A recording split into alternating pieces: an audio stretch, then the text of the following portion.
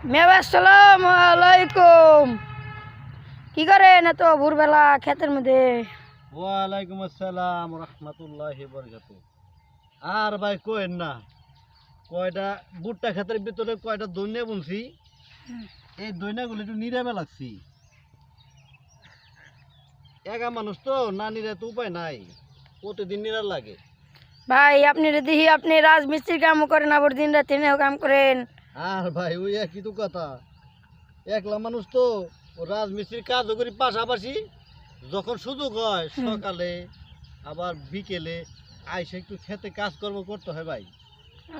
আচ্ছা ভাই, এই ভাই কি কি বুনছেন এই ক্ষেতের মধ্যে? এই যে ভাই যদি দেখেন দয়া করে, এটা ভুট্টা গাছ। হ্যাঁ, দর্শক আপনারা দেখতে পাচ্ছেন ভুট্টা গাছ। এগুলো যে ধইনা, এই দেখছেন ছোট ছোট এগুলো এই দেখছেন, এগুলো হলো ধনে পাতা।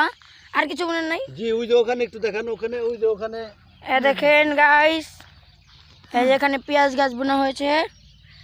মাশাআল্লাহ, পেঁয়াজ গাছটি খুব সুন্দর হয়েছে।